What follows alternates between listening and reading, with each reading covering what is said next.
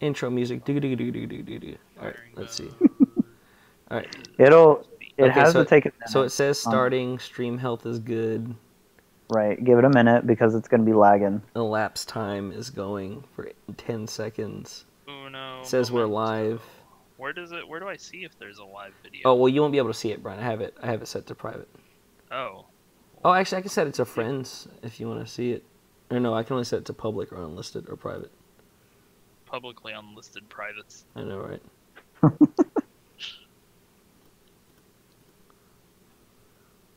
No, I'll do a big dive later. So Sam, we should be able to download the audio to this or the entire thing to this, right? Somehow, yes. Okay. If not, we'll just go from here. All right, we're 48, 9, 50 seconds in. Let's go. There, I subscribed to the channel. You heard it here first, guys. Okay, so we're back after a long hiatus. It's all Brian's fault. It's not my fault. You're tearing us apart. It's entirely Brian's fault. Just because I moved doesn't mean anything. That's exactly what it means. I'm the one that's consistently been like, we should do something. But we're back, and we are talking about the highly controversial Star Wars: The Last Jedi. I don't know why. I don't know if it's controversial. Okay. People are just stupid. Polarizing Polarizing is a better word. Well, and yeah. Okay, so to preface this, I don't have a... Okay, so we'll kind of do it differently for this one first. Well, I think we should express our opinions about it first, because I'm going to preface this saying I really like this movie. I liked it a lot. And I would say that it's... Sorry. No, I was going to say, I don't have a problem with people disliking this movie. That's totally fine. You know, I have no issues with that. The issue I have is when I hear comments, and we'll get more into it, when I hear comments like, it's the worst movie they've ever seen, or stupid stuff like Batman v Superman or Justice League was better than this movie, that is what I have a problem with, right? But Justice League was better than this movie. It made more sense. How dare you? Okay, give us 2 seconds. We're getting bad stream health. Keyframe frequency. Okay, hold on.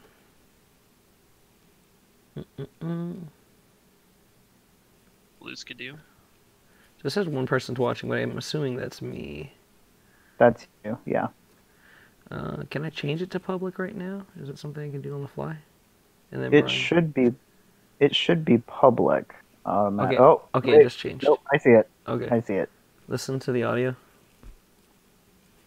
Okay, hold up. Because if keyframes are going bad, if it's just video, it's like, who gives a shit? But if it's audio, obviously, we care. Nope, sounds fine. Sounds fine? Yeah. What did you say, Brian? I don't know. I still can't pull anything up, so. I don't know if you can hear it. No, I can hear it. I mean, it sounds super robot-y through the headphones, but that's fine. If you tell me it's fine, I don't care. Yeah, no, it's fine. Okay, cool. So we'll either edit that out or leave it in. I don't care at this point. Okay, so back to what I was saying. Yeah, so if you don't like this film, that's fine. If you have some weird off-the-wall statement about it, that's where I have an issue with it. Brian, what were you gonna say? I was gonna say that I actually really like the movie. Like, my favorite film out of the series is still Empire Strikes Back, but I think this one was definitely better than The Force Awakens, and The Force Awakens was my second favorite. So there you go. I was about to say and that's not to say you think Force Awakens is bad or anything. No. Yeah. Okay. Sam. So I should preface that I'm not a huge Star Wars fan, but I know very well the movies, and I thought the movie was just mediocre. Mediocre. I don't have a problem with any of the story stuff and stuff like that, but it's mostly like film technical side of everything that just sort of hurt to me. Gotcha. So, what do you mean by like the technical side? Like the way they So- did jump cuts and stuff? Not necessarily editing, that didn't bother me. More like the music score was terrible in a couple of areas. The tone of the movie at the beginning was really an issue. And then the Are you beginning saying and you the didn't end. like Poe having his whole thing with Hux? No, that's fine. No, I think Sam's just specifically saying for like a from a filmmaking standpoint, maybe. Yes. Yes. If you like the story and how everything played out, I mean, there's a couple of issues, but every story is going to not be perfect. Gotcha. But I don't have any of the issues that all of the fanboys are having. I think all of it makes sense and it's fine. Gotcha. So, the main reason that I think that this film did really well was because, like, the entire theme of the movie was failure, and a lot of the people's complaints that I've seen is about the fact that they didn't get to see what they specific wanted. scenes that they were hoping to see, or like theories weren't fulfilled in the way that Well, they wanted them to be. yeah. And I think that worked out in the movie's favor because it was all about subversion, like majorly subverting expectation. Yeah.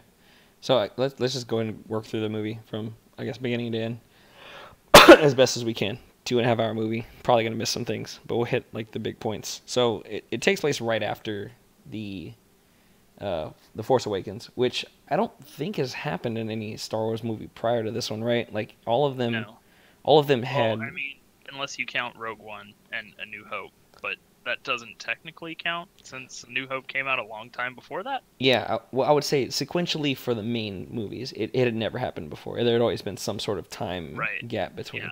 So that was pretty interesting, seeing the direct aftermath of destroying the base, Starkiller base, and trying to escape. Yeah.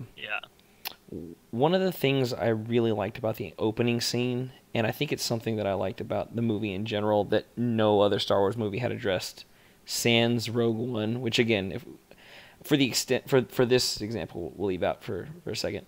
When that dreadnought came after they got tracked through space, because they thought they could get away through hyperspace, but apparently the First Order can track them now. As they came out and the dreadnought got there, Poe was super like, we need to destroy that thing, and Leia was, we need to escape. For the first time, I think they really addressed the fact that they do have limited resources as a rebellion, right? Like as the bombers, like where the B-wings and A-wings were going down, right? And Poe was just like super determined. As they were going down, and that one last bomber, which is a really cool scene where the chick was trying to release the bombs. After that, right, Leia chews Poe out, for that very reason, and explains, like, we don't have the kind of resources to do this. Like, what did it cost us? And, a lot of movies do that, but Star Wars, I think, specifically hadn't addressed that, right? After every major battle, they're just kind of like, yeah, whatever. Like, it's never, at least not to my memory, it's never, like, an issue for them to say, oh, we just lost 20 ships or 60 people. So the fact that was at least brought up and had some sort of like focal point added to it, I enjoyed, at least. Right. It definitely did feel a lot more like an immediate threat. And pressure was put on them, whereas the other movies, they really didn't. It seemed like, exactly what you said. It's just that pressure that they had. Yeah. I think I'm going to have to mute Movie myself did every a time whole I lot go. of the whole, like, you can't just be a hero and expect things to work out. Like I appreciate. like all the other Star Wars movies, wish fulfillment. So that scene goes through, and so they're trying to escape by regular fuel, and that's when Poe. Well, no, it cuts to Luke and Rey right after that. Yeah. So it cuts to Luke and Rey immediately as she's handing the lightsaber to him, and I really like that. Like again, right? It picks up right after. Some people were speculating that she would already have training from him and whatnot. And again, as far as subversion goes, I genuinely laughed when he grabbed the lightsaber and just fucking chunked it. He's like, "Fuck, piece of shit." Bring me this crap. Yeah, he's just like, "I don't need this shit," right? And that was cool to me. Like, again, right, we were all expecting some sort of like wise, like the chosen one has returned kind of like, and he was just like, who are you? Like, whatever.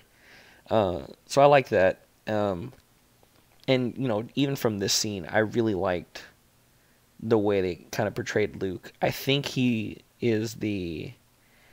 what I would expect him to be based off his character from the original trilogy, right?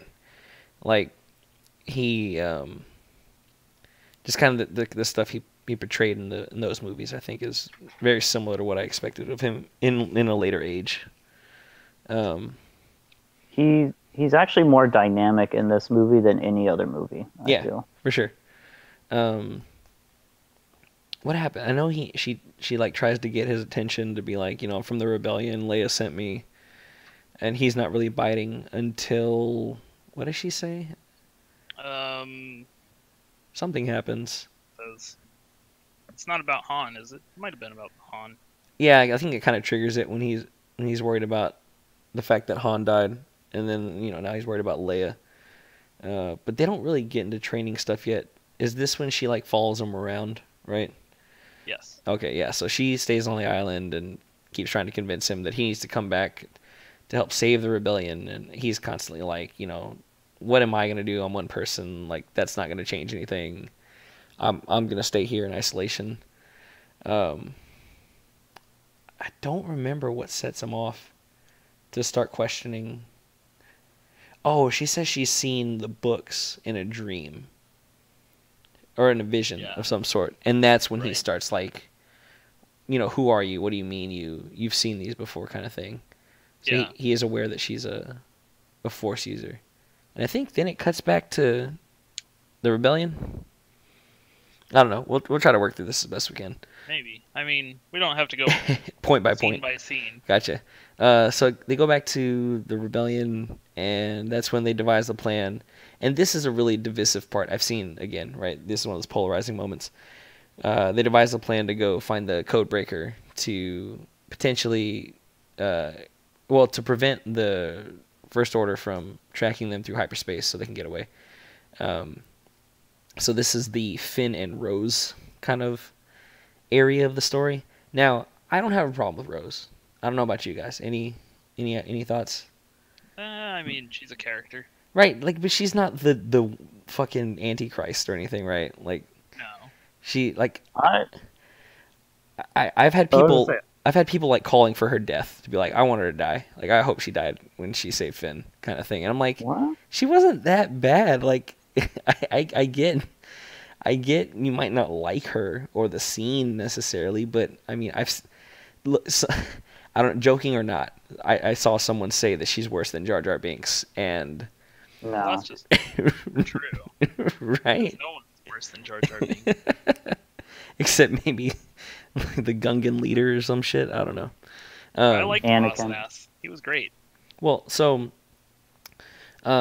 yes, they devise that plan. Finn and Rose go to the city, and it's a really interesting place. Like, I think outside of Coruscant from the prequel trilogy, we're not really used to seeing that kind of environment. So it's kind of nice to see that, right? We're used to the cantina-esque style of, you know, planets or places, right?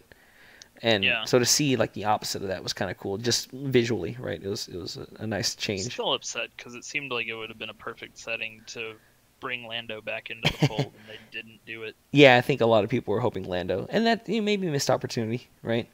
And I don't have a problem that they didn't bring him in. I have a problem with the fact that they introduced this setting that's like screams Lando. Gotcha. And it's not there. That makes sense. One of the things I was going to say is, here's why I like Rose and their kind of whole scene. You know, she's got this very, not innocent, but she's very dedicated to the rebellion, right? She's like, you know, these are my ideals, and I'm gonna, you know, she even stunned Finn, right? A hero, right?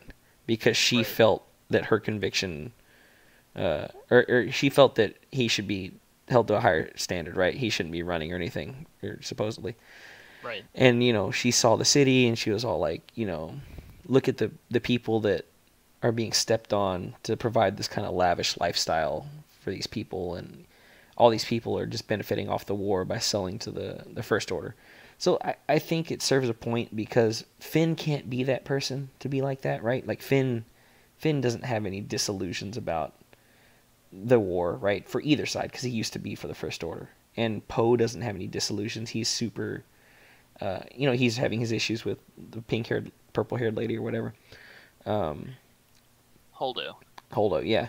Right, so he can't serve that kind of purpose. I think Rose kind of fits that point to where when they do save the Codebreaker and when they are on the ship and he talks about, you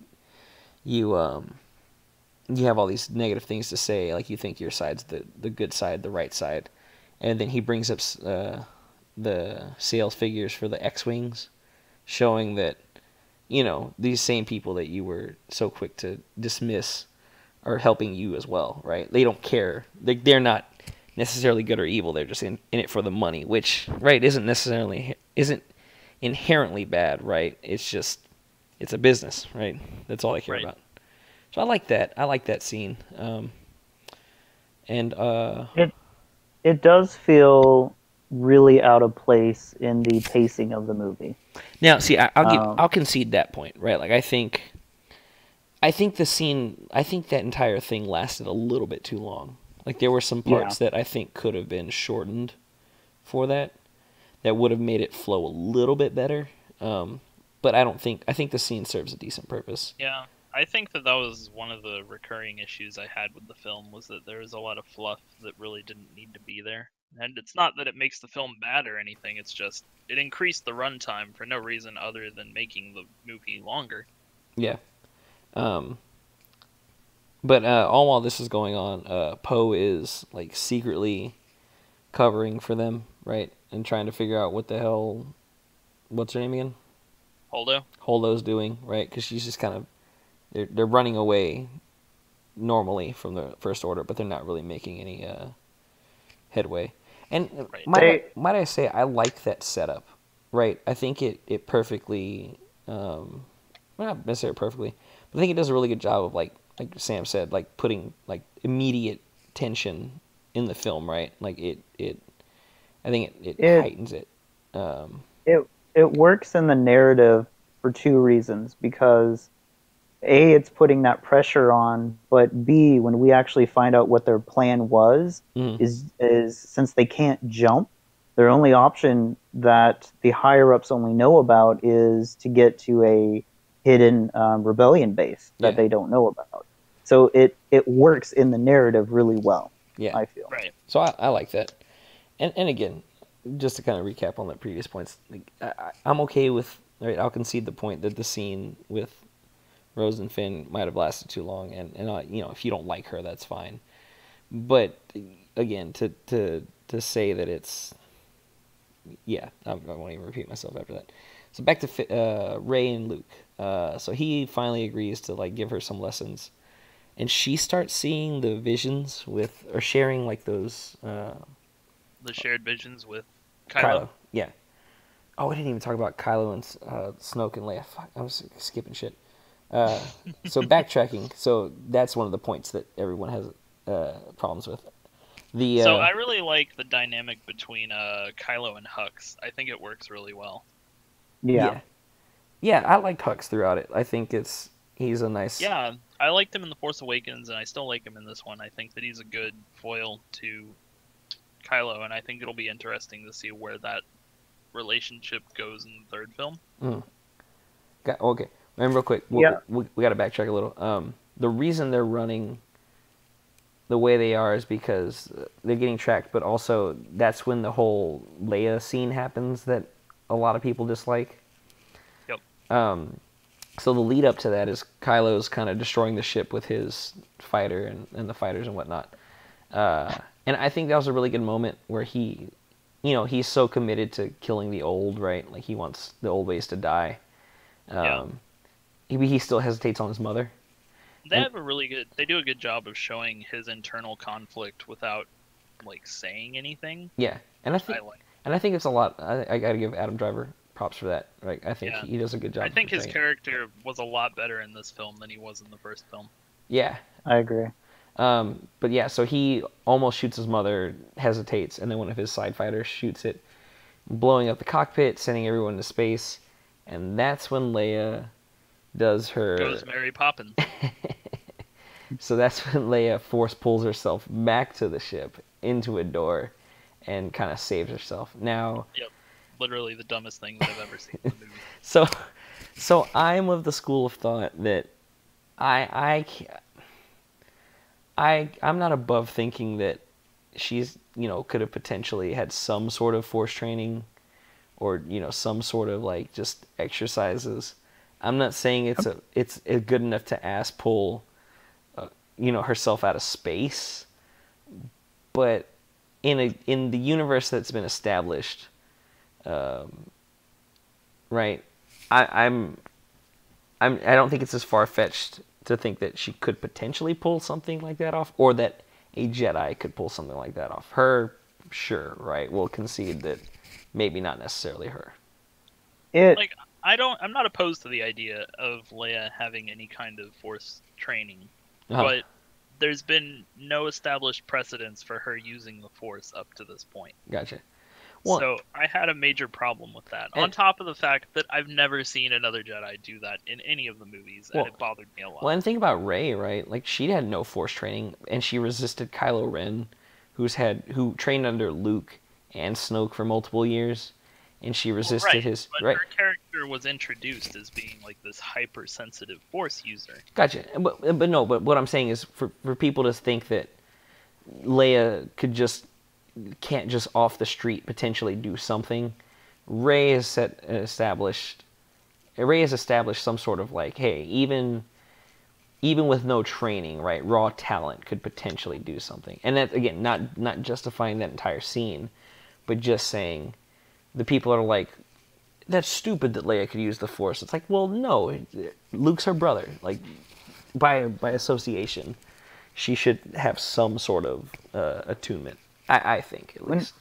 And, well, okay, so it is a bit far-fetched, I will admit. Yeah. But I still hold to the fact that, kind of like you said, she has some natural power because she comes from Anakin. Yep. But also, too, like I said, when people are put in stressful situations, sometimes they do things that are seemingly impossible. But and this may be the one and only time. She looked like she was just like entirely okay with dying right there. It's a survival instinct, though. Yeah. She's a fighter. We know she's a fighter. Well, also, so she's gonna try and survive. They killed Admiral Akbar and like didn't even mention it, and that kind of bothered me too. No, they brought him up. They did. They brought him up. They did. Yeah. Yeah. Yeah, but like not in the grand scheme. Like I don't feel like he was. I mean, notated as well as he should have been. Okay, yeah. It was kind of an important role. No one was crying over him. Trilogy. Yes, but they mentioned him. There's also no time if you consider everything that happens in this movie. There was no time for it. Yes. So Admiral Akbar died, and I was not happy about it. It's no longer a trap. He didn't even say that it was a trap. It was unfortunate. Okay, so we'll go back to Luke and Rey. So she convinced him to train him. And this is where I really like Luke's character. And I've talked to multiple people about it. I'll say it as many times as I need to. I loved him throwing shade not only on the Jedi Order, like as a entity, but also their thoughts and ideologies, like the Jedi's thoughts and ideologies on the Force. Is it kind of hippy-dippy? Sure. But I really liked the whole... Because, right, Brian, you mentioned earlier failure being a theme, right? The other thing I think about is this... Luke constantly refers to arrogance. Not only for him, right, failing to keep Kylo from turning to the dark side, right? He talks about, I thought... As the legendary Skywalker, right, I couldn't fail, right? Like this whole like my arrogance kind of got in the way. It was the same thing with the Jedi Order. He talks about how they had this idea that the Force belonged to them, right, and it was a tool that they owned, And I liked when he said, the arrogance. You might not say arrogance, but the arrogance of the Jedi Order to think that the good side of the Force dies if they die, right? And he talks about it being its own entity. It's Yeah, not something that I can think, be owned.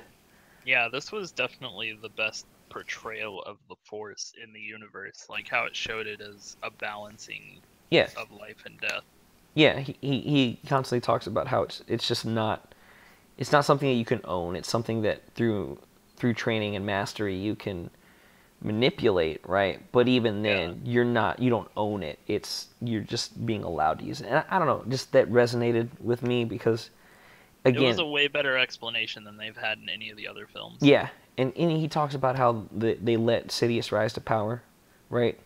That they did nothing, right? They just sat there. And again, any kind of allusion to previous films and kind of the explanation for why things happen, I really liked. Right.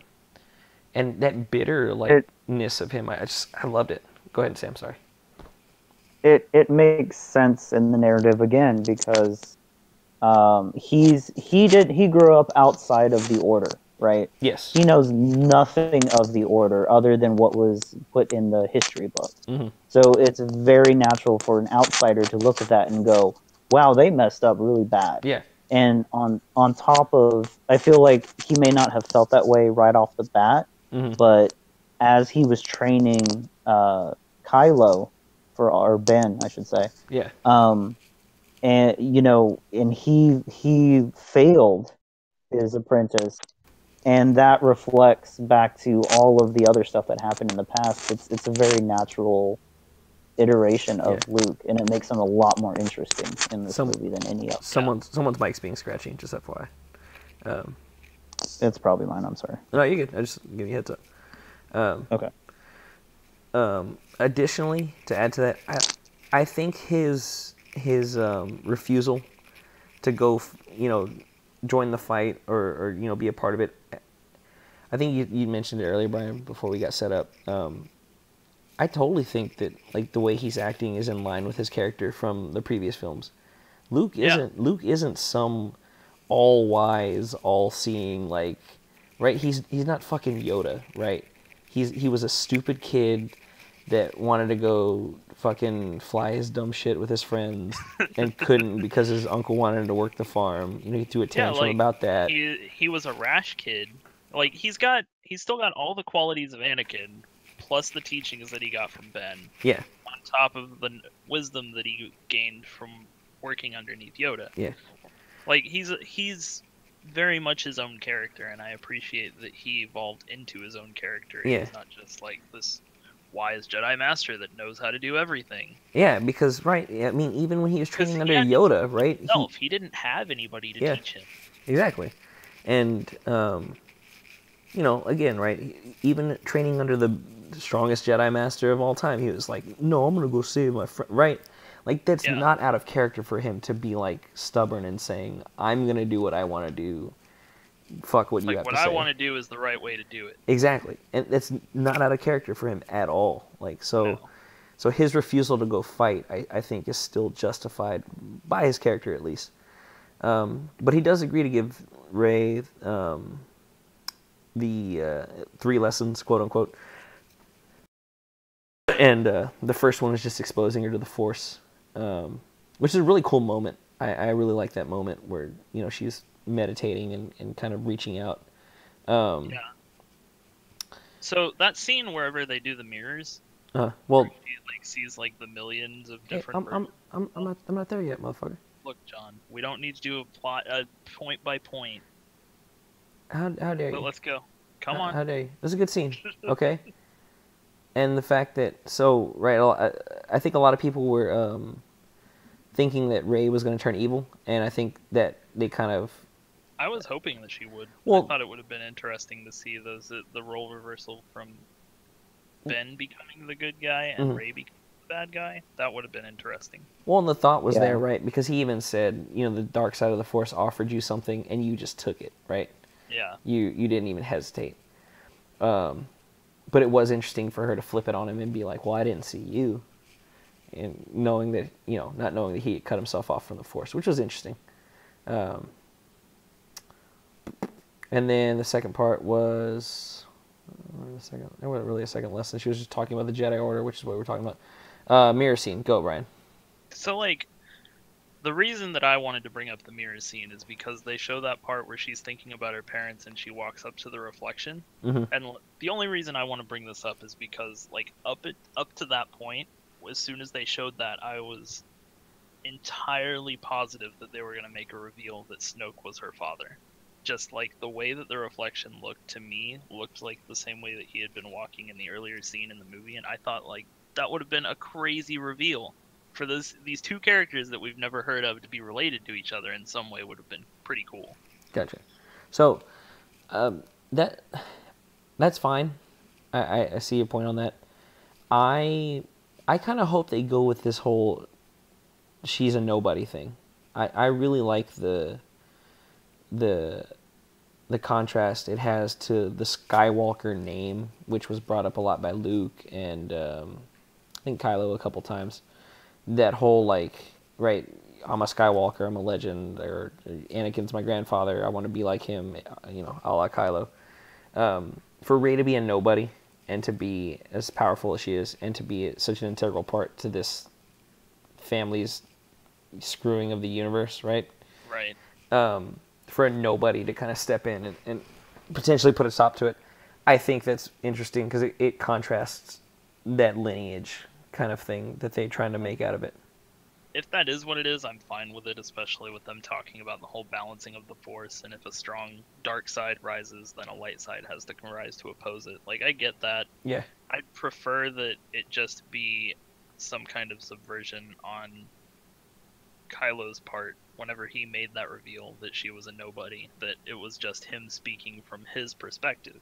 Yeah. Because, the whole from a certain point of view thing is a big deal in the Star Wars universe. Vader totally killed your father, Luke. Well, Yeah. actually, if so facto... The results prove that to be a lie. Yeah. Sam, anything But about... just the whole idea that he could potentially have just been telling her what he wanted to tell her, and it's not the whole story, I think is the bigger deal. Gotcha. I would agree. Like, okay, so it's definitely up in the air. Nothing is concrete right now. Right. So honestly, I would and it honestly seems like they are leading toward she is a nobody, because the end scene kind of reflects some of that too. But I think that's the route to go, because it expands the universe beyond the royal. I'm going to call them the royal family, because they are. But she's also still got that link between Kylo House Skywalker and Rey at the end of the movie. And even though Snoke was like, "Oh yeah, I totally did that," like if he did that, he very much died in the movie. So why were they still having that interaction between each other after he was gone? Gotcha. If they don't have some kind of importance to each other outside of, like, I don't think that it's just a light and dark side balancing thing. Well, okay, so we'll talk about, I guess we'll bring this up now, the relationship between Kylo and Rey.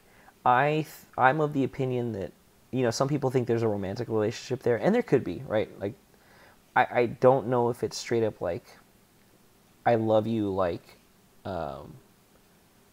romantic. Right, not a romantic love, but there's this kind of like, I definitely think Kylo respects her and yearns for her like attention. Again, not necessarily in a romantic way, but just kind of like acknowledge me kind of thing.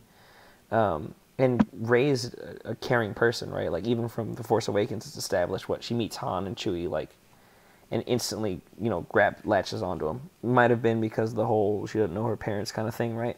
But that was definitely a father figure thing. But she's not opposed to Finn, right? She just latched onto him. So she's known I think Finn more latched onto her. Oh, she cares about him. My point being, it's not out of character for her to be like, I don't necessarily know you super well, but I care about your well-being kind of thing. And, she was there when Han died, and she was very upset when that vision first happened, right? Like she's still. It's not like she is pissed at him, or it's not like she forgave everything, right? But I think just like the audience, she recognizes that he's struggling with his decisions and the things that he's done, and instead of crucifying him for it, she's trying to say, look, it's not too late to walk it back, kind of thing. And again, not out of character for her. I think that's totally fine. I think the way that they set up Kylo in the movie was really good too, with how his point of view is that in order for them to fix the problems that the previous generation caused, they have to destroy all of it and just rebuild everything entirely.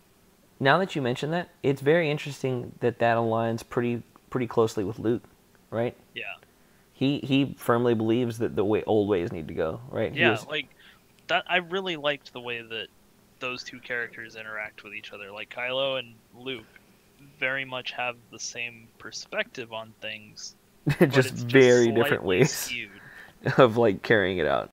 Because like the way that they showed the whole Luke trying to kill Ben from his perspective, yes, and then showing it from Ben's perspective, it's like you could see how either of those characters could be caught up in that moment in the way that they felt. So those were really good scenes. I think the whole, Luke telling Rey what happened with Kylo, saying that he noticed a darkness, and Kylo Kylo shot first, and he was kind of defending himself, right?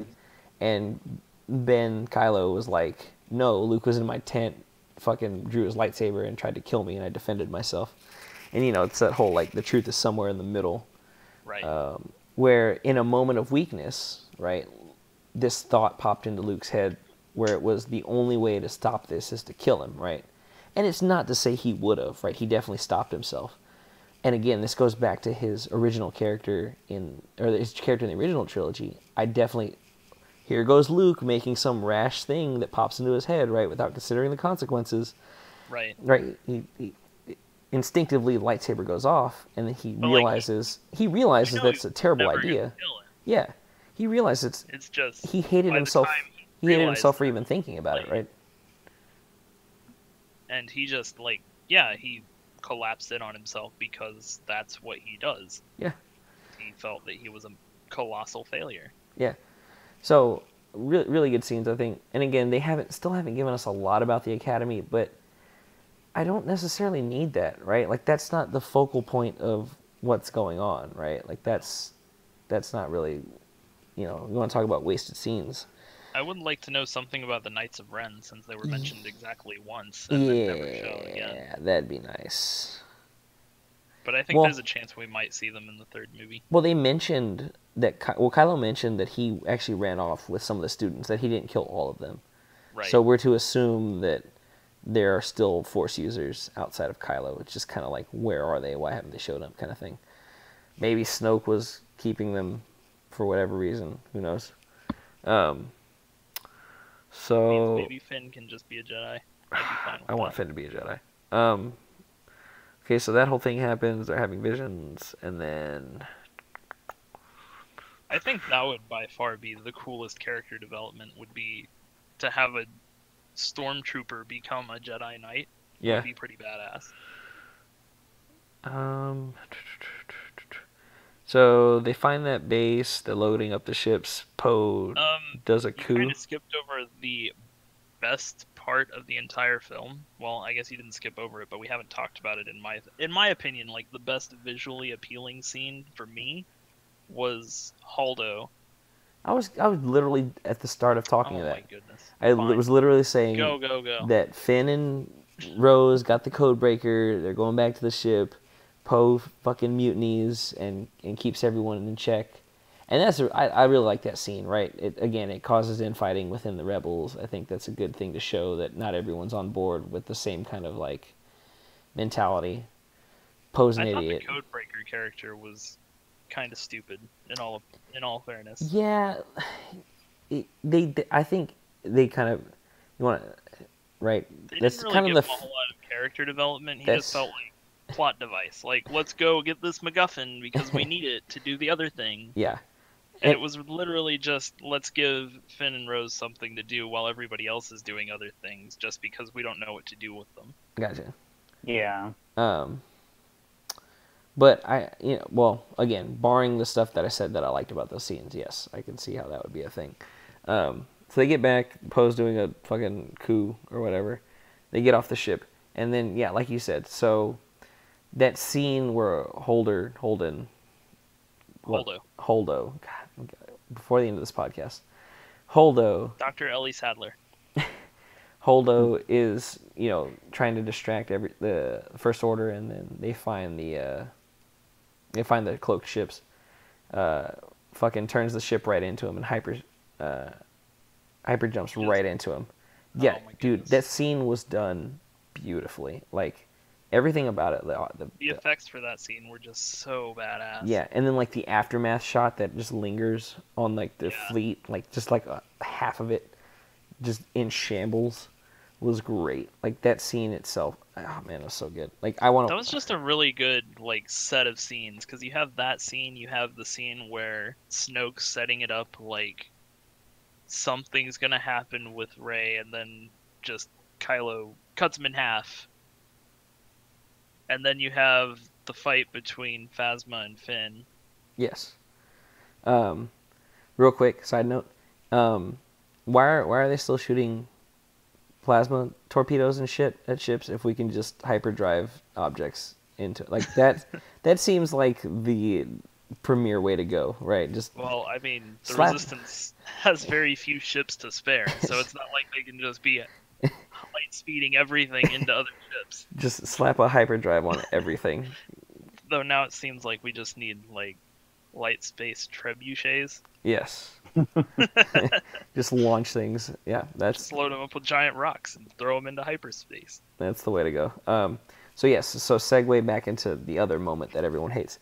So, in true Luke fashion, Rey goes to see Kylo against her master's, better thoughts or whatever the fuck. I don't know what I'm trying to say. What did you think of the Yoda scene? I liked it, dude. They went back to the old puppet stuff, which was cool to see instead of the CG. I thought that was like the best scene between Luke and Yoda out of the entire series. Yeah, it was good, right? Really? Yeah. Well, do you disagree? I think it's a point. It's a point that I'll bring up later when the Kylo and Luke stuff. I think it perfectly portrays that even after death, and even in Luke's old age and wisdom, that Yoda is still, above him in terms of like knowledge and power and just overall wisdom. Right. I think it's a good moment to say like, hey, you might be this huge part right now, and Rey might be going to you, but understand that, right? Like, I don't know. I think it's a good moment. I like it. Yeah. I liked it. But Rey goes to Kylo, and she gets brought to Snoke. So I'll concede the point to people that say they would have liked to still know more about Snoke, right? Like, I'll concede that point. Mm-hmm. Like, we still don't know anything about him, which is a little bit frustrating. I mean, but I'd like to know what his part in everything was, just because he clearly had some kind of ability with the Force. Yeah. But he wasn't a dark side Sith Lord at all. Yeah, he never called himself like Sith or anything like that. At least not to my knowledge. They never once portrayed him as being any kind of Sith Lord. Yeah, I mean, he could do lightning and Force stuff. Quick note. I like Snoke and Kylo's interactions. Again, yes. Right? If we're talking about like pupil master kind of thing, the interaction where he's berating him for losing Rey. Yeah. And then so again, I really liked his tantrums in the first ones, not because I thought they were like cool or anything, but he's a very kind of unhinged character, right? Like, he's very emotional. Right. And it's still there, right? Like, it's still there when he was smashed his helmet. It's that kind of like, you called this thing that I love stupid. Now I need to destroy it because it makes me feel dumb. Kind of, whatever. Yeah. I like that. Like, I think it's very true to his character. But he brings Rey to Snoke, and yeah, they conspire to. Well, Rey keeps saying that. I mean, Snoke does the dumb thing and keeps on poking the bear. Yeah. And Bet you won't. Bet you won't. Bet you won't. And Kylo's like. Kylo's a Skywalker. He can pretty much lay out anybody that he wants to. Yeah. Well, so a couple points about Snoke. One, I don't see him doing lightsaber fighting. Okay, I don't give a fuck what you think that there should have been a Luke versus Snoke thing or a lightsaber. No, there definitely shouldn't have been. Snoke is, based off of everything that we've seen, he is not a lightsaber user. Like, that's just not a thing he does. And I would challenge anyone to say that that would have been an interesting or fun fight. It would have been another fucking Yoda Count Dooku shit where people are all like, why is he jumping around all these places? Or fucking Palpatine when he does that backflip on the Senate floor. Like, it'd be dumb. Like, you can't tell me that it would be anything interesting like that. Two, based off of his strength with the Force, I think you have to kill him with deception. I don't think you can just outright muscle him. Personally. I don't know. Yeah. One of the weird things, though, is that so he clearly he has some sort of telepathy. Some sort of telepathy, and not full-on telepathy, but he can definitely read at least people's feelings or something. Yeah. I don't know. So, Brian, correct me if I'm wrong, and this is some EU shit that's technically, well, it's still canon because it's about Mace Windu, so get off my jock about it. But, and yes, you have to do some sort of research into the extended universe, and yes, it's a pain in the ass, and yes, regular moviegoers shouldn't have, fine, that's fine. But if you do research into any sort of, outside stuff from the movies, there is some sort of force power that's more associated with the dark side, and some on the light side, but more associated with the dark side, where you can have these kind of premonitions, or you can see kind of potential paths in the future. Yeah. Mace Windu was someone like that. He rides the line of being a Sith kind of right. in the EU, and they talk about how he has that kind of power. And if you read the books of the movie, I believe, it talks about how when Mace Windu is about to strike down Palpatine, he's so focused on that he's not paying attention to that power that's warning him that Anakin is about to betray him or could potentially betray him, and that's why he gets caught off guard. So, again, with some research, you could argue that there is a precedent set to. Well, you can also argue the fact that he was entirely like the Emperor and that he was supremely overconfident. Yeah. And he just was like, oh, well, I know Kylo. He would never do that because he's a giant bitch. Yeah, pretty much, right? So, yeah. So, and maybe this is because, I just recently joined the rest of the world in finishing Game of Thrones Season 7, right? I don't think everybody should get these, super, and we'll talk about this later with Luke. I don't think everyone should get these super grandiose, fucking send-offs, right?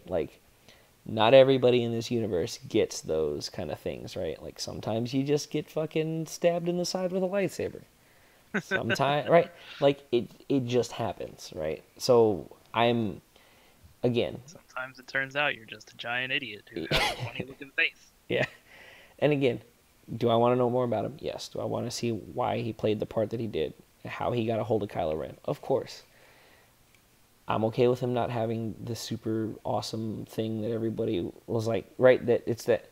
And again, you talk about subversion. Maybe he was Kylo's, or maybe he was Rey's father. Maybe. And that's why Kylo said that her father was nobody. Maybe. Because he was nobody, because he just fucking killed him. Dead. Well, and here's the other thing. You mentioned subversion earlier. They could have super easily gone with the whole, here comes the third part of this trilogy where it's the Supreme Leader Snoke, a.k.a. Palpatine, with his right-hand man Kylo, a.k.a. right? They could have Right. easily done that, right? And then people would have been like, "Oh, it's so similar to Empire and blah," right? They're just like, Yeah. I think it leaves the door open to say, who knows what's going to happen the next one, right? I don't know, and that's intriguing to me, to say the Yeah. least. I agree. Sam? The I don't have a problem with the subversion, and the fact what I really liked is that Kylo was based off of everything. He did just want to start over, Yeah. and Yeah. I like that aspect of him being like, let's just start over, you and me, let's do it. And Yeah, and he's not like saying it from a place of evil or anything. He's just No. like, look, things are fucked up. We need to fix this. Yeah. yeah, he's doing it from a place of that's the good part of him. Yeah. He thinks that's what is right, and that's fine. Yeah, Which yeah. That's why that works so well Yeah. too, because Ray's just like, no, you can't do that. Well, and again, none of these things these characters are doing is from nowhere. Like, I think people are under this impression that, I don't know, maybe they're used to the original trilogy being so black and white, where it's just like good is good, evil is evil, right, kind of thing. Yeah. Yes. Like, Yes. I like this kind of gray area. I've always liked that kind of gray area because there's That was why I was really excited about the idea of Ryan Johnson doing this film, because like that's what I remember of Looper, was that it functions in that gray area of right and wrong. Yeah. And that's great. I think that that's something that Star Wars has needed and hasn't ever really had. Yeah.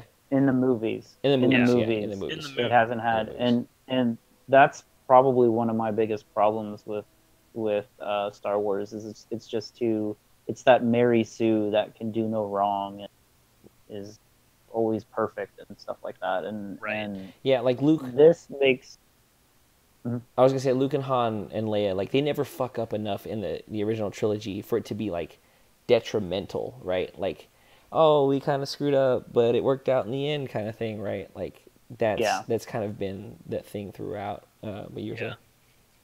and when you add those shades of gray, those are layers to characters that make them a lot more interesting. Yeah. So narratively speaking, this movie is great. This movie is fantastic. Like, That's the good part of this. like I think it would have been super boring for Rey to find Luke and him be like, I'm gonna train you to be the most powerful Jedi, and then they train in a fucking 80s montage, and then they fly off to the fucking base, and Luke, look, would it have been cool to see Luke fucking force crush AT-ATs and fuck, right? Sure, but I would have been like yawn, like visually it would have been cool, but I would have been like yawn. I think it was way cooler seeing him project himself across the galaxy. Yes. We haven't even gotten to that Yeah. part yet. Yeah, but I'm just saying, right? Like we're just talking about subversion. Yeah. Also, so that lightsaber fight with Kylo and Rey fighting the elite That was guard. really well choreographed. Dude, I fucking love that choreography. I was just like I want to watch it again because I'm a sucker for good choreography, and I was just like, oh, like I loved watching like how it all flowed together.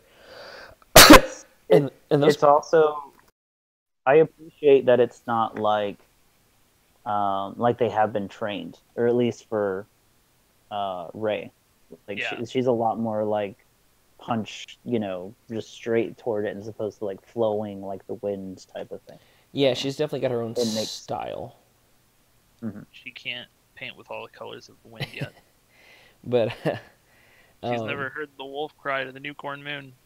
you got those ice critters. Dude, those things were so cool. Yeah, they were my favorite new creature in Star Wars, hands down. They were pretty cool. But no, I like that fight, dude. I think they had a lot of throwbacks to like the EU with like the like lightsaber whip kind of thing, and the dual kind of like sai kind of thing. It was cool Yeah. to see those on screen. Even Also- Old Republic has those stuff too. Oh yeah, Yeah. interesting. Also, like a lot of the issues I've heard about with the movie is that a lot of the old characters weren't kind of overshadowed by the new one, but that kind of fits in with the entire theme of out with the old, in with the new. Yeah, it's definitely They're- like a running theme throughout the entire movie. They're also older, like way older, and Yeah. can't do as much awesome shit without going into that CGI sort of aspect. So But the less you I mean, use it, that's the what- better. That's really what everybody expected this movie to be, wasn't it? Was for it to be passing the baton to the new generation. So I don't know Yes, why that and was surprising. well, it's surprising because the Force Awakens sets up it sets up all of that. It sets up the whole like, oh well, here's the Force, it's mystic, and here's Han, and we see bits of Leia, but we don't see Luke until the very end, and it's setting up those expectations of like the first Star Wars where there's good and bad. That's where the problem comes in, is everybody's expectations were subverted, but the subversion was done in such a jarring way that it didn't fit. The movies don't fit, they don't flow very well together. Right. Gotcha. I get what you're So saying, what like you're timeline saying is they wise. just shouldn't have had Abrams direct The Force Awakens. And they should have just let Ryan Johnson do all of it. Eh, So I will say that I actually like The Force Awakens more than this movie. Oh yeah? Uh, yes, because tonally, the way that JJ directed everything, it again, this is the filmmaking sort of way. It flowed a lot, but the pacing, the jumping from one scene to another, like keeping the pace and the tone of the movie was a lot more intact than this movie. And gotcha. that's one of the problems I have with this movie is it feels like it's all over the place in a couple of areas. Not entirely, but Gotcha. I it's think what really I'm getting jarring. from most of the feedback that I've heard, not specifically from you, Sam, but just in general, is that like The Force Awakens was too much like the old, and Yes. The Last Jedi is too much like its own thing, and the third movie needs to fall somewhere in between that, For sure. is what I it seems like. and maybe as someone who does like the original trilogy, I'm okay with The Force Awakens being too much of what we already know because it needs to establish to its fan base, yes, we're sorry for what happened. Right. It's like an apology letter, and they're like, this we get Star Wars. This is Star Wars. That makes sense. Right. And I mean, The Force Awakens wouldn't have worked if it had been anything other than what it was. Yeah. Right. But I also think that taking it in a different direction with The Last Jedi was the smart move. And I think that setting up to do something completely different for the third film is going to be cool. I don't know how much of that is going to happen with Abrams coming back to do the third film. he's gonna he's gonna He's it going to be was like, we got all to in it fix it all of was all this. in a dream kind of shit. We got It's to put some actually lens flares. We got to put some flashbacks in there. well, who actually wrote The Force Awakens and who wrote The Last Jedi? Because that's where a lot of it comes down to is the writing. Kasdan wrote Force Awakens, and I don't know who wrote Last Jedi. That's where it is. It's not really the director who makes that decision. It's more of the Right. writer and stuff. So yeah, I'll be interested to see what JJ does. Yeah, for sure. I just the directing choices in this were not that great for me. Okay, so continue moving forward. Kylo takes over the First Order, which is really cool. And Ray, And Hux is like super unhappy with it. yeah, Hux is He's like, but I don't wanna. But I want to be in charge. But General Snoke, kind of thing. Yeah. Ray goes back to not Luke. I think she tries to go back to find the rebellion. The rebellion Yeah. does that whole. So the rebellion gets onto that planet. Great. Yeah, and they hide behind So- the bunker.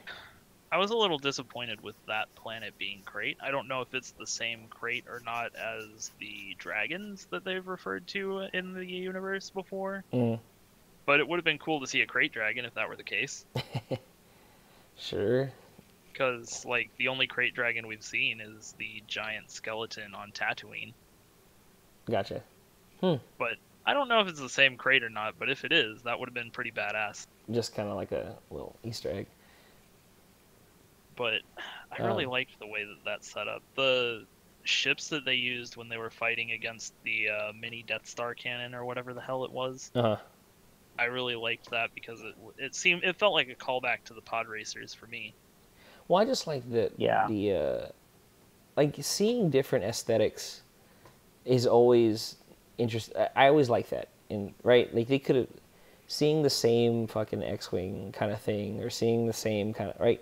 It gets boring, but to see Right. like to look at something and be like, oh, I can see how that kind of turned into what it is today, right? Like I think the prequel trilogies were a little too on the nose, where like the prequel to the X-wing had 6 wings instead of 4. Like that's a little too like that's Look, a budget constraints meant that they had to get rid of 2 of those wings. The rebels just couldn't afford the 6-wing setup. the 6 wings. But right, that's a little too on the nose. But to like look at that older technology, like where the stabilizer is put into the ground, but the cockpit's kind of like off to the side for balance, kind of thing. I like that kind of stuff's cool to me. Like just kind of like the story behind just what I'm seeing. Right, they didn't have to come out. They didn't have to Tolkien it in the books where I get a full fucking history on where the parts were manufactured and like how many people have sat in the seat and all that shit, right? But just like off of visual cue, I could be like, oh, I can kind of see why that had to be the way it was. But no, so they're behind there. Rey's trying to find them. The First Order shows up with all their AT-ATs, and I was concerned for a second that they were going to kill Finn.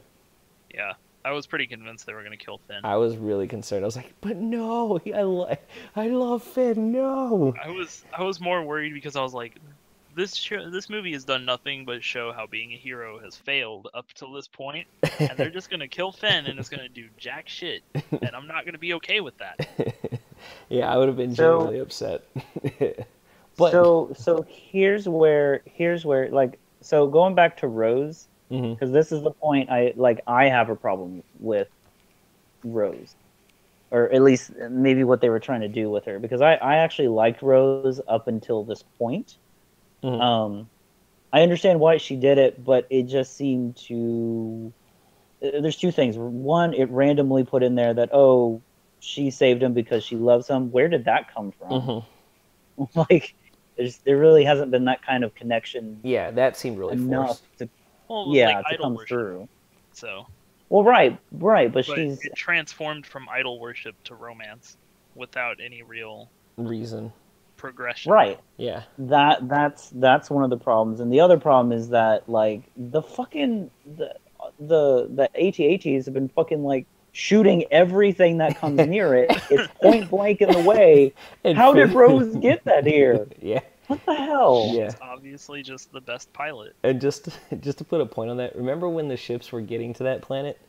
And we don't need your anti-feminist agendas. Women can't be great pilots, Sam. Yeah, Sam. What are you, Poe Dameron, just mansplaining everything? Yeah.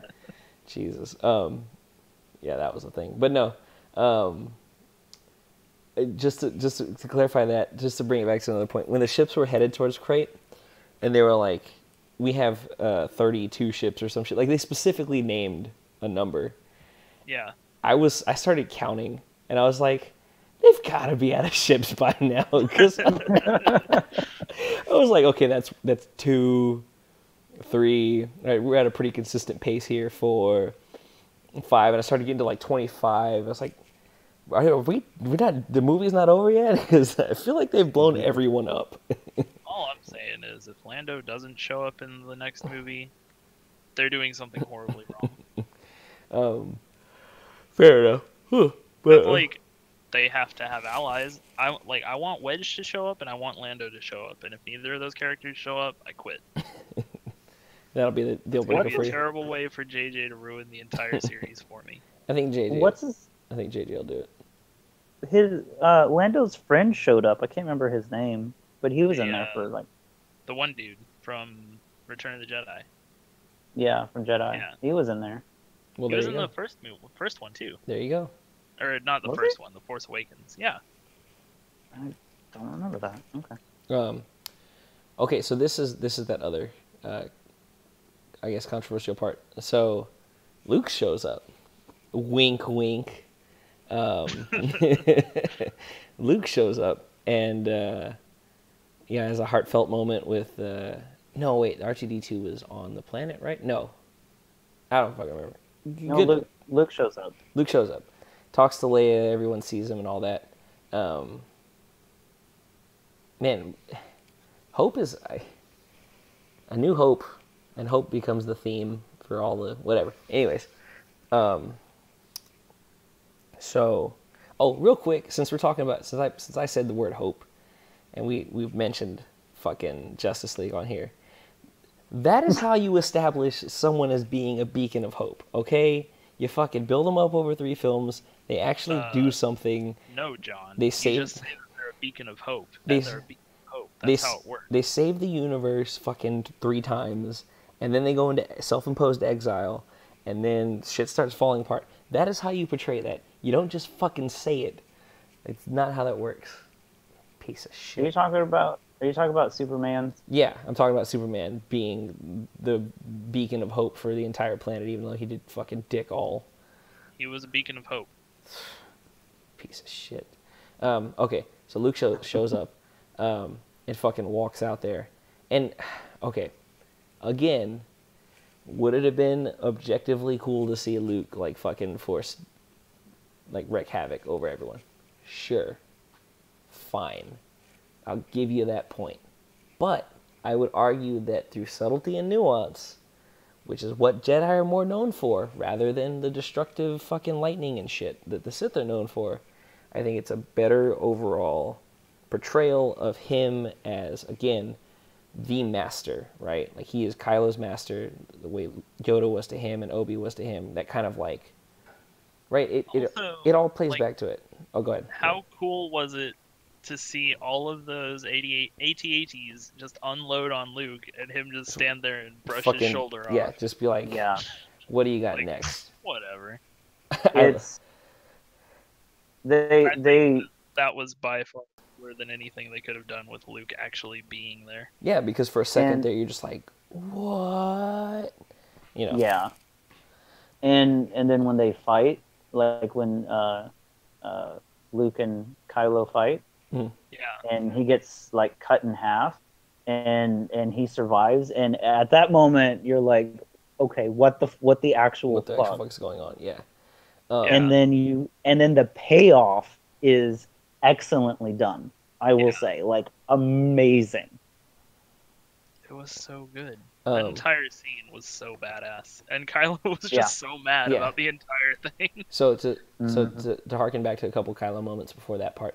One, I loved when he was with what's his face, and he was like, aim all the cannons at him and fucking unload on him, and the guy's like, I'm shit with names. He's like, we don't need to do that, Hux. And he fucking fucking pushes Hux into the wall, and the guy's like, yes sir, right away. He's like, it's like, yeah, we'll do that. We'll unload everything we got. Totally. And then his reaction when he sees the Millennium Falcon is fucking perfect. That kind of like that he's still got that I fucking hate you, Dad, kill the old, bring in the new kind of like, right? It's been a thorn in my side since the first movie, The Force Awakens, right? Like, it's just such a good moment. But yeah, so the Luke-Kylo fight, where he's dodging the lightsaber. So, right, anyone paying attention kind of noticed what could have been going on, because they directly show Kylo sliding on the sand, and when they show Luke, he's not, like, it's not creating that trail of his foot. So they kind of hint at it. But it's done really well. Also, I mean, if you're really paying attention, he's using his old blue lightsaber, which got destroyed earlier. Yeah. Fair enough. Fair enough, yeah. I will... So there's a lot of things that I was even like, okay, wait, things aren't adding up, because like when they said, oh, there's only one way in and it's the front door, and I'm like, how did Luke get in there? What the actual fuck? I'm like, something's like, I wasn't like something's wrong, but I was definitely like, okay, this is bad storytelling. Yeah. Well, they made it out to be like Luke must have found a way to get in if he gets in here. Yeah. Right, and then the lightsaber, and I was like, this something like I was literally going, this is really bad storytelling, and then the payoff, and it was just like, wow, okay, great, that was good. So this is again that whole like paying homage, but also showing why Luke's the badass that he is, right? If we go back to all the movies, right? fucking Obi-Wan kind of just being like, like he got himself killed, quote unquote, and Luke saw, right? Obi-Wan wasn't concerned. He was like, whatever, like, I don't give a fuck. Like, I know that I'm gonna move on into this kind of ethereal form kind of thing, right? Like, he's like not even concerned. The same way, kind of like, or again, earlier in the film, that Yoda kind of showed, like, all these things that you're worried about, like, you need to, like, focus on this, kind of like, this is why I'm still your master kind of thing. Again, it perfectly plays into Luke being like, shoot all your fucking bullets at me, come at me, embarrass yourself in front of all your troops. All my people are going to escape. Like, I'm going to make sure that no matter what, they get out of here and the rebellion continues. I'm going to make you look like a dumbass because I'm that good, right? Like, Right. I'm just that good. And Can I just ask, why didn't Luke tell them to fucking run and try to find a way out while I distract you? Like, what was the point? Like, that I didn't understand. Because reasons. Because then Poe wouldn't have been able to figure it out, Sam. He wouldn't have had his whole epiphany of like, oh, he's doing it for a reason. Doing stuff because It seemed happen. it seemed unnecessary. I was like, come on, just tell them. So speaking of Poe, someone I was talking to earlier in a Discord were saying that they think Poe and Rey are going to end up together because they made it a point to address like, "Hi, I'm Poe. Hi, I'm Rey," kind of thing in the movie. I mean, that's silly. I don't think it's They one of the hadn't met. Like, characters can't say hello when they haven't met before without it suddenly being shipping. straight up shipping. It actually makes sense because they haven't actually met at all. Yeah, for sure. Like, and they're tied together by Finn. Finn. Yes. Yeah. So it makes sense for the friends to meet. Yeah, I think that. They're looking too much into this. Also, side note, and again, if you don't give a shit about this, that's fine. But in the extended universe, on the dark side of the Force powers, there is a power that you project some sort of not physical, but like ethereal form to a location for scouting purposes, or like to mostly scouting, right, to gain information. But it can't interact in with any sort of physical like things. If that's what they were going for, and again, they don't explain it in the movie, and that's fine.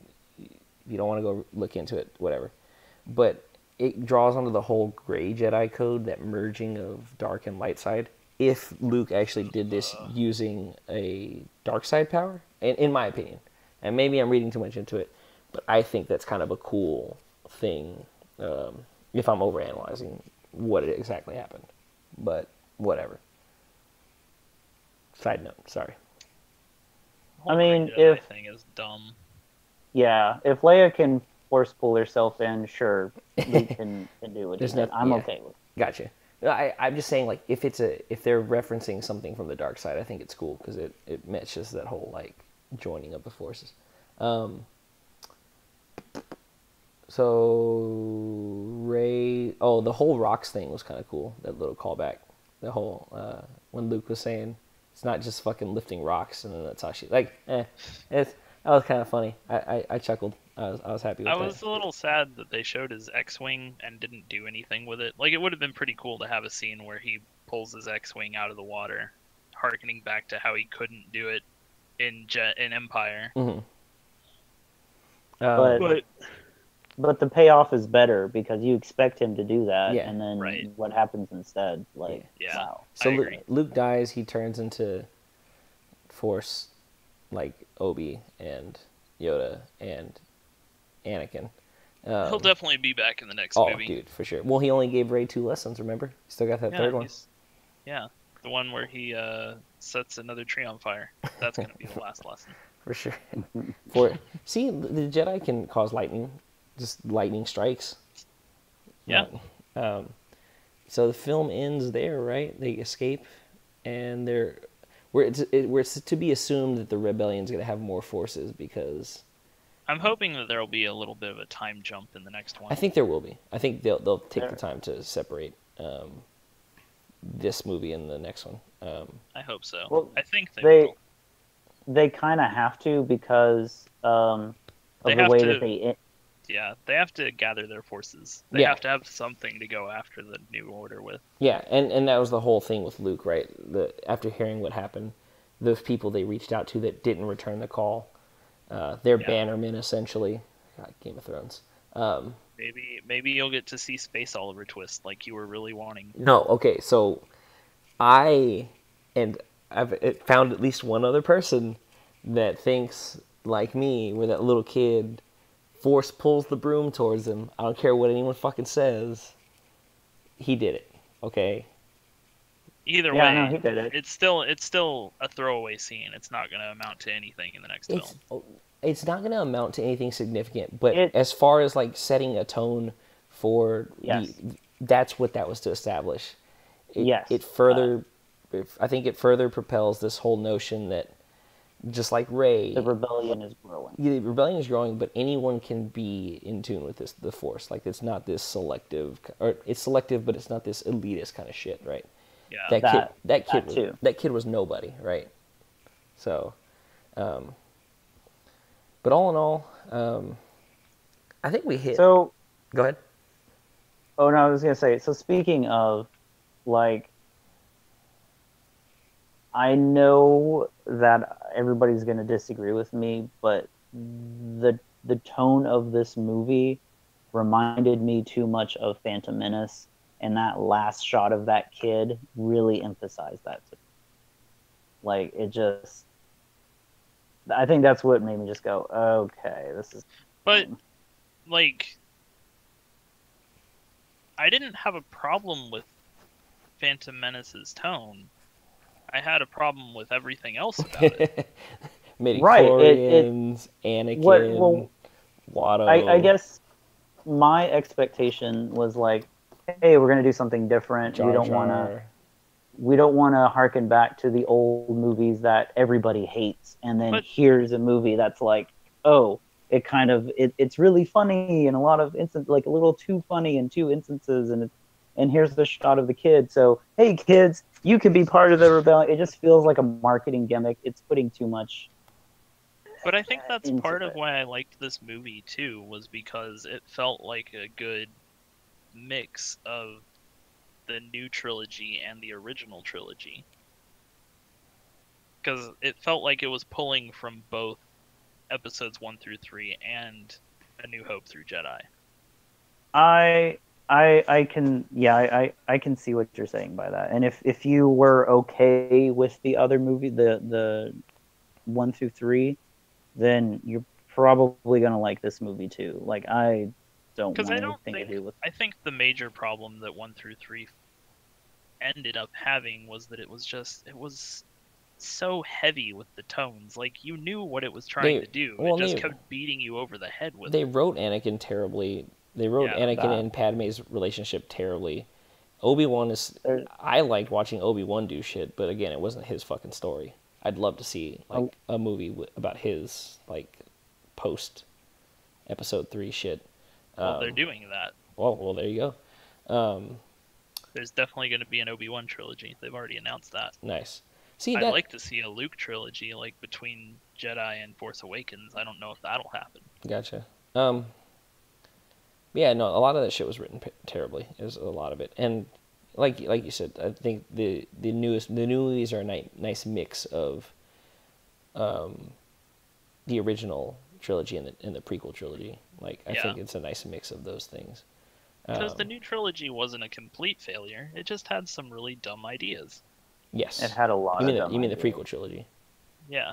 It had a lot. For sure. Mainly Anakin, like everything about him, up until like the second half of Revenge of the Sith was just a terrible character. But Brian, Sans terrible. Yo, I totally fucking missed my giant point about it. Out of all the things that people are outraged about this movie, I've yet to hear anyone bitch about the whole BB-8 thing with the fucking Walker. That's because Why is nobody that other than not cares. a problem? Okay, fuck that. Because The Codebreaker betrayed them. The Codebreaker betrayed them. and ridiculously all of a stupid. sudden BB-8 can just fucking steal a walker. No, Yeah. bullshit. If you're gonna bitch It's about not things bullshit. in this film, that should be on your list. No. I think a lot of people don't have an issue with that because He's the mascot. no, it was in the middle of stuff that was happening, and it was like, oh yay, he's their savior. Gotcha. So in the mix of all the bad things, because that ship literally got destroyed, Dude, and it was just a few seconds after that. gotcha. As short as it was, I like the fight between. We missed this part, but Finn and Phasma. Now, that is wasted potential. Phasma, if she's really Yes. dead, that yes, I will concede that point all the way. That is a total. She's like fucking Wile E. Coyote waste. Yeah. Yeah. Um. trying to catch that Roadrunner. That whole sequence of like, oh, we're gonna fight, it felt way too short, and Yeah. it didn't Yeah. feel like it'd go anywhere. I would have and was liked it. just- I would have liked it for it to last a little bit longer. But what I did get It's to a see, I shame enjoyed. because he's it's an interesting dynamic since Phasma's the one that trained Finn's unit. Mhm. Yeah. So there's a whole backstory there that we're not really getting Privy on to. screen, which kind of sucks. Yeah. That That is was wasted. I will give that point all day. That was a wasted thing. Yeah. Also, was it's a frustrating. huge waste of Brienne of Tarth to just have her fall down a chute at the end of every movie. yeah. But I think we hit all the main points of contention. I bottom- really liked Holdo. I was sad that she died. Oh yeah. Yeah. God, that scene was good. I think we hit all the main points. I think bottom line is right. Luke's fine. We love what they did with him, or at least I do. If you want to see Luke do some badass shit, go see the movie. He may not do the badass shit that you want him to, but he definitely does badass shit. Yes. I'm fine with what they did with Snoke. I don't think he's done for the films. I think we're going to hear more about him in the next one, which is fine. Well, there's going to be some kind of backlash to the fact, it's going to cause some kind of dissonance in the New Order. Yes. Yeah. I'm fine with him dying the way he did. I think he was too powerful to fight straight up, and there's no way they put a lightsaber in his hand to fight. The Finn Rose stuff, yes, it kind of lingered a little bit too long. Yes, it was some of the parts, missed some opportunities to bring in some characters, maybe shorten it or bring in some different... Go ahead. Uh-huh. No, go ahead. I was gonna say basically, I feel like you're saying they put way too much into this movie. They needed to calm the hell down for sure. And it just a lot of opportunity was missed. I like the dynamic between Rose and Finn. Yeah. I wanted to see more of that, but not for what we had in this movie. For sure.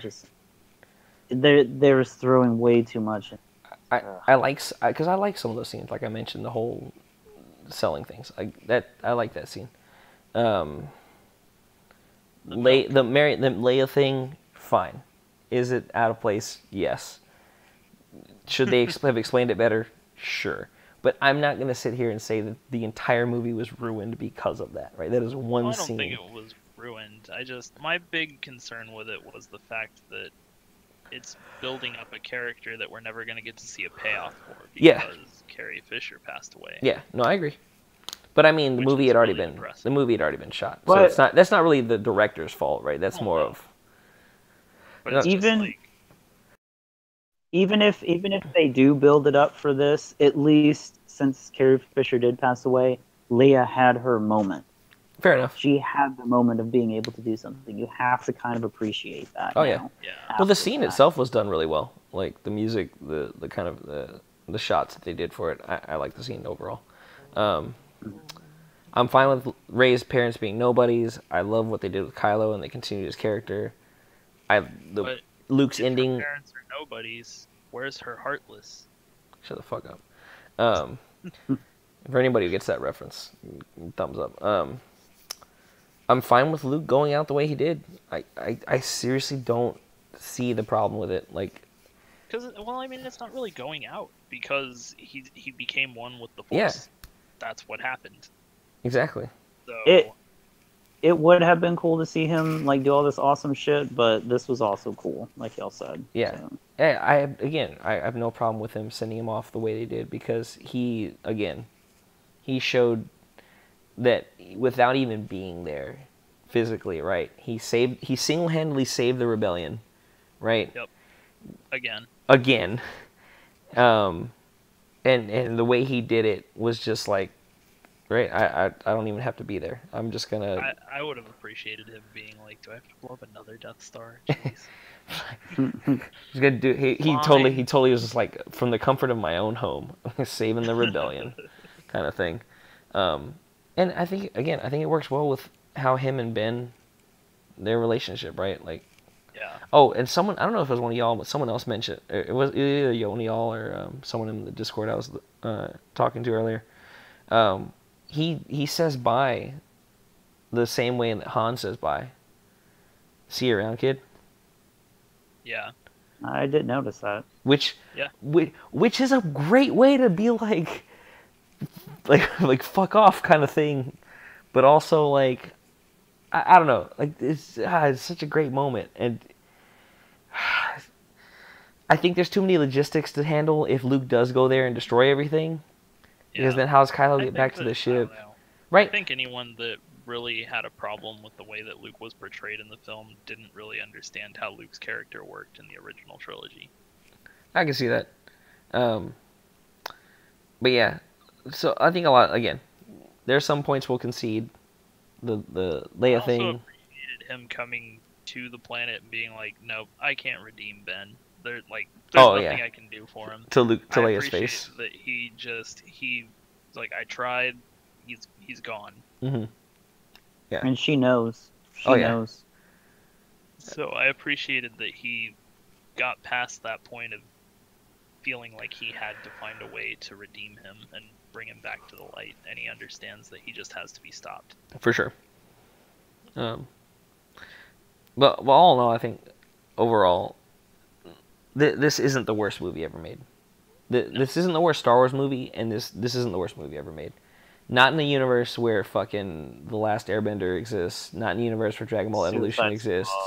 Not in the universe where Suicide Squad exists. If you need to be reminded that this isn't the worst Star Wars film, go back and watch that scene where Jar Jar tries to eat the stupid thing in Mos Espa, and tell me that's not a worse film.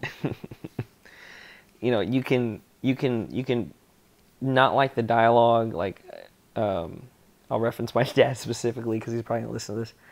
You can talk about the dialogue between Kylo and Rey being cliche or soap opera, but the dialogue in the original trilogy wasn't all that either. And I will go find clips if I need to for anyone who wants to contest that. Look, they'll never have another line that's as good as scruffy-looking Nerf her. It's just never gonna happen. It's also, like I said, a product of its time. Yeah, for sure. So. But yeah, like, to say this is the worst movie, like, if you personally don't like this movie, right? If you just do not like this movie, that's fine.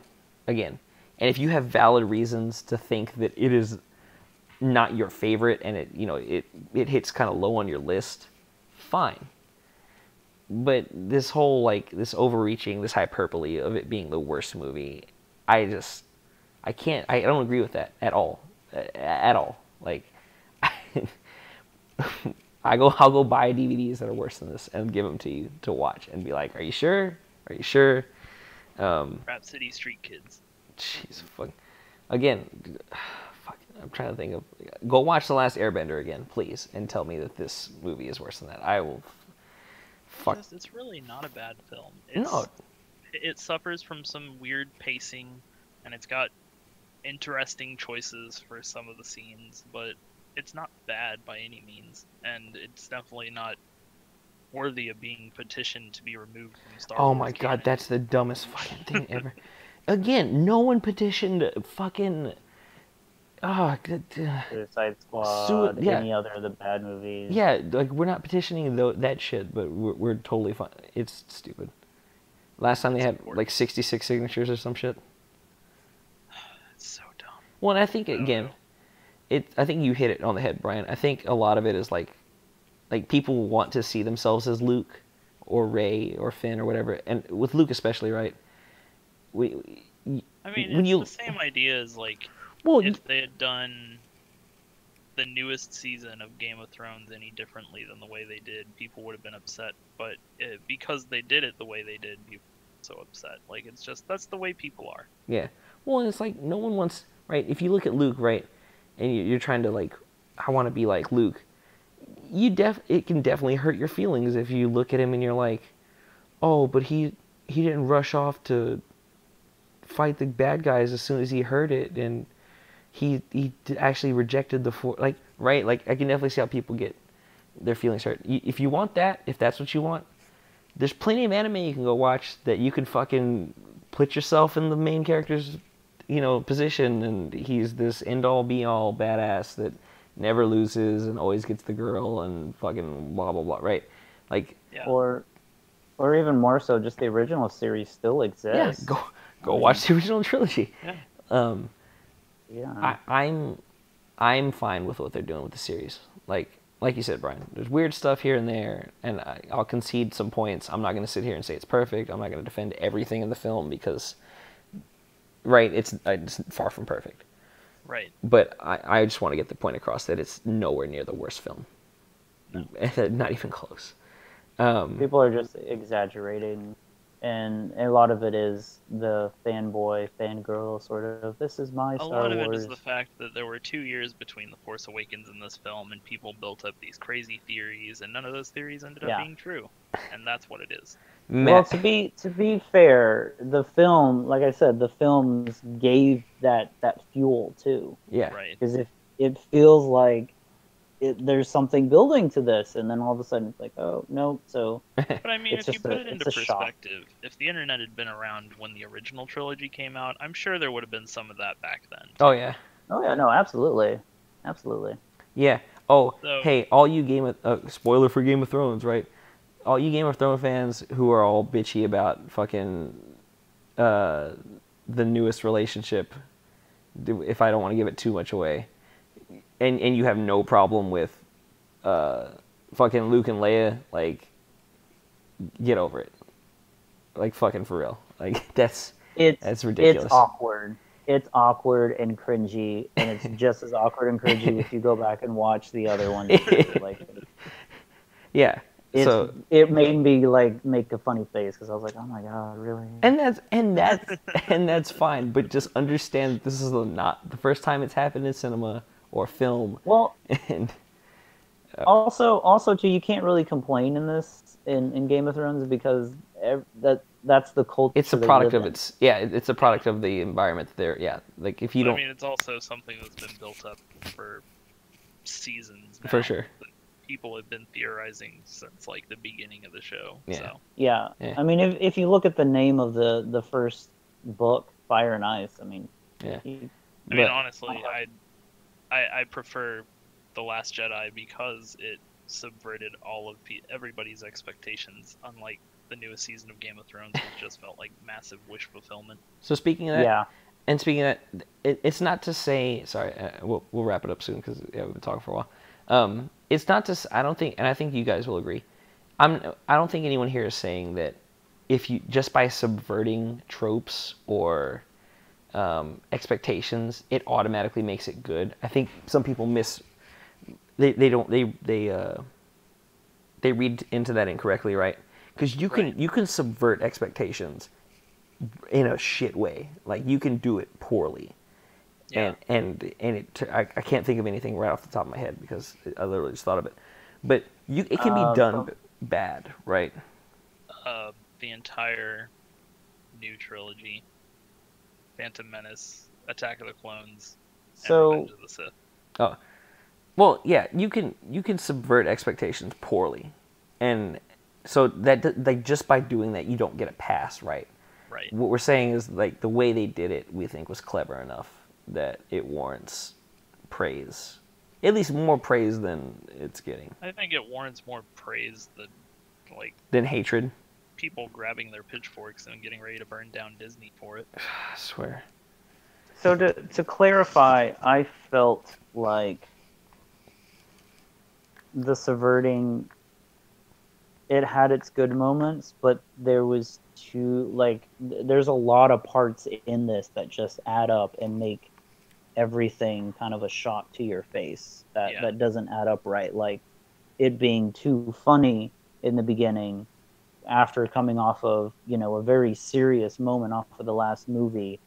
um, the pacing and music in some areas and things like that. Like it, I think it's an entire buildup of a lot of things that just make it. And that's my problem with it. Like if I was to rate this, it would be a 5 because it has really good moments, but a lot of the direction and stuff just doesn't work for me. Hmm. And that's why I put it in the middle. And that's as somebody that knows Star Wars as far as the movies, but the narrative and all that was fine. That was great. But the filmmaking part of it really bothered me. Hmm. So That's that's fair. probably what it is people just it's the combination of everything. I I th- just I, if I have to like shotgun something onto the wall about like shitty subversion, if you go watch the progression of the Final Destination movies, I think is a shit way to do subversion. Because like the first, and I mean, Final Destination is just a shit way to do a series. Let's well, there. I mean, well, I just mean like the first, like in Saw too, right? Like Saw, like the first time you watch it, you're like, all right, this is kind of cool, and then they keep trying to be like, haha, you thought we were gonna do this, but we still killed him, but in a different way that you didn't seek. Surprise! Right? Surprise, he's still dead, but not the way you thought. Like I don't know, like that to me is a shit way to subvert kind of like your what you're going for. But yeah, I don't know. This time if you will if be you go different. in with if you go in with the expectation like this is supposed to be a good movie, yes. If you go in with like this is going to be stupid as hell, Hmm. the Final Destination movies are fucking great. I love those movies. Resident Evil. Yeah, no, Resident Evil. That's a Um, okay, so Sam said he'd give it a 5, but nowhere near the worst Star Wars movie. Brian, what do you no, got? absolutely not. I don't know. I don't really want to rate it because I really liked it. He rates it as good feelings. That's how it. Because like I want to put it higher than Force Awakens, but I do agree that I think that the Force Awakens, like as a whole, was more directed, Hmm. more focused. Gotcha. But the scenes in this film that work so much better than the ones in Force Awakens did because they're not trying to just re-spark that excitement that I got from watching the original trilogy a million years ago. Gotcha. So I don't know, somewhere Well, in the 8 to 9 range. I really liked it. yeah, and it's interesting because I think even though we all like liked it, we have different kind of perspectives of it. I think Sam's kind of a passive Star Wars fan. Brian, you grew up with the original trilogy, right? Yep. Yeah, and I saw the original trilogy, but right, it wasn't. It didn't come out when I was like, I didn't watch it in theaters or anything. So, you Yeah, know, I mean, like it had obviously been out before I was old enough to care, but I definitely saw them, and I went and saw them when they re-released in theaters. So I've seen all the Star Wars movies in theaters, for and sure. I don't know. It's just, it's I've I appreciate it because it's nice that I'm finally getting the end of this series that I was promised so long ago. For sure.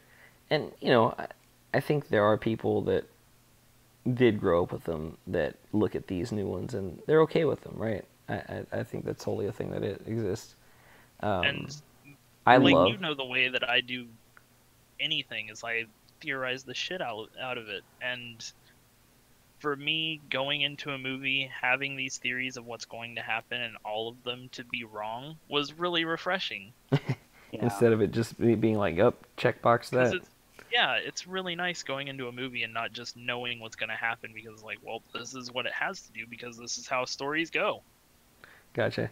Um, So I appreciated that because like as much as I love the Marvel films, I know that I can go into them and expect this, that, and the other thing to happen because this, that, and the other thing has to happen in every single Marvel film. mm-hmm. There's certain beats, yeah. Um, And Go ahead. I, I was gonna say, I feel like I was really surprised because I feel like Disney really didn't, as far as like, Disney's been a it lot all more goes back to the hands thing. off, it seems like. Well, right, but like if you compare it to the Marvel movies, they're more consistent, and I have less film issues with those. They're pretty consistent as far as that's concerned. And then this comes along, and I'm like, this feels sloppy, and I'm just kind of surprised by Disney on that. But yeah, if they're hands off, I guess that would make sense. Yeah, they've been much more hands off with Star Wars than they have been with Marvel. Which is surprising since Force Awakens was one of the highest grossing blockbuster films of all time. Yeah. Mhm. But, what do I know? People will go see Star Wars regardless. Like, you could make the absolute, like, Phantom Menace proves that. For sure. Yeah, so I was gonna say I think it's interesting because like, I enjoy the original trilogy. I don't hold it in as high as regard as like anyone who kind of grew up with it, and that's to kind of to be expected. Right. Seeing I mean, the it's the prequel, best. seeing the prequel trilogy in theaters was kind of my first kind of like. I remember going to the midnight showing for Phantom Menace. I definitely see its flaws, and I do think this new trilogy kind of meshes both worlds really, really well. So I would tend to rate these movies kind of higher. But yeah, I'd give. Yeah, that's what I've appreciated about them so far is the fact that they're combining what we learned in the original trilogy and what we learned in the prequel trilogy. For sure. And it's meshing well together in my opinion. Gotcha. I mean, I'd at least give this movie like if we're going like out of 10, I at minimum we get a 7, right? Like closer to I'd give it like 7.5 to 8. 5 Luke Skywalkers out of 5. If we're going out of 5, I'd definitely give it no lower than a 3, maybe a 4. So 3 to 4 or 7 to 8 kind of thing. I loved it. Can I ask? I'm pretty sure I know the answer for Q, but John, did you see the trailer before seeing the movie? Yeah. I only saw the trailer because they showed it when I went to go see Thor.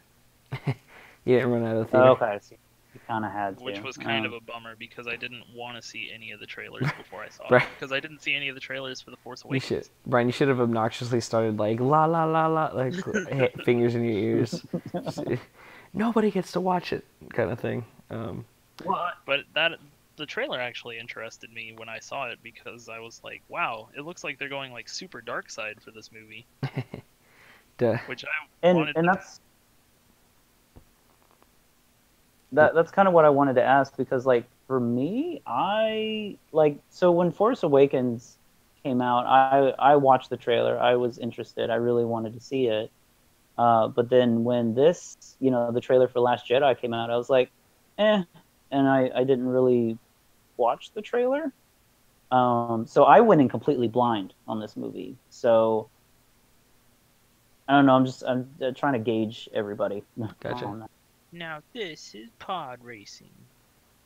I think I'm gonna start doing out of 5 for 10 spots. I don't know, 7 out of 10, 3.5 out of 5. Start doing whatever. Random icons from the movie out of 5. Kind of side note, do you think EA's fucking ball dropping of Battlefront 2 had any effect on moviegoers' expectations? Or I don't know. If it did, then they're stupid. Well, it's something They can't tell the difference between a video game and a movie to have their expectations ruined. I think it's something interesting to consider. Like maybe some people, Maybe I'm just a grumpy old gamer. Well, the fact that Disney intervened with EA kind of like sets this tone of like, you need to stop fucking up, right? Because our movie's about to come out. So. Well, when you're dealing with the shittiest company on the planet, you have to be willing to step in and tell them no every once in a while. No. Fucking, yeah. All I'm saying is if they drop the ball like this with Anthem, I'm not going to be happy because I really want that game. Yeah. But, yeah, that's where we'll leave it at. Like I said, I'm sure I'll get some messages about this once it goes up from some people that had disagreements with me. But that's fine. Like I'm all about the discussion and whatnot. Just As long as we can all agree that Luke being a badass without being there was still badass, I'm fine. for sure. Absolutely. I guess that's it, guys. Not like he was any less badass just because he wasn't really there. Yeah, I think It kind of makes him more badass. that's what I'm saying. I think our next thing will be kind of a recap of the Marvel movies we've missed to get ready for. I'm so looking forward to Black Panther. Really, I know, we could right? just do another chat Right? like this as like a year in review since it's the end of the year. Yeah, because Brian fucking ditched us. Oh, okay. Dude, He did. Alita, Battle Angel. Oh, I can't wait. That's gonna be Looks terrible. Fuck you. It's gonna be trash. Go fuck yourself. Like, how Ultra dare you? trash. I'm interested, but I'm afraid it's gonna be bad. Maybe if they ditch the anime eyes, I won't hate it as much. Nah, keep it. It's gonna be dope. It's gonna be dopey. Shut up. All right. Well, we'll go ahead and end this. We'll try to do this more regularly. Thanks to anyone who actually stuck around and listened to this entire thing because it's pretty lengthy. Sorry about that. A few minutes long. But hit us up anywhere. Questions, comments, thoughts, whatever. We'd love to read them, good or bad. It says you. Dude, I got Yeah, Yo. you will watch them all. Yo, I read the comments on Tuesday Night Game Fight. All right, I got no problems with reading bad comments. I give no fucks. These people are fucking assholes. I know. People have always been assholes. People aren't gonna stop being assholes. Just because, yeah. I'm gonna just say it right now. Like anybody that hated this movie and thinks that it needs to be petitioned to be canon or taken out of canon can go fuck themselves. For sure. Because that's the dumbest shit I've ever heard in my life. For sure. But Sam, did you petition to have any of the terrible Star Trek movies taken out of canon?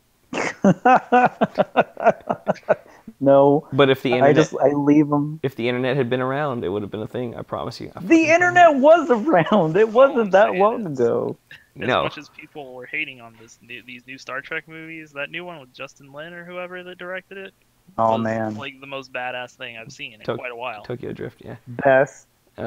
best one out of the new trilogy. Gotcha. Best use of the BC Boys song in the movie ever. For sure. Yeah. But that's about it. All right, guys. Well, this is us signing off. We'll catch you on the next review. Probably a year in review, but Yep. who knows? I said we'll probably do it sometime soon. We could, like, I don't know what y'all are doing, but I'll be here for Christmas at some point. You guys want to just record it right after this one? Sure. Another hour, Yeah, hour 45. I don't need sleep or anything. I know, right? Fuck it. Go to bed. All right, guys. We'll catch you guys later. Thanks for sticking around. Bye. Later. Sam, say bye. Bye.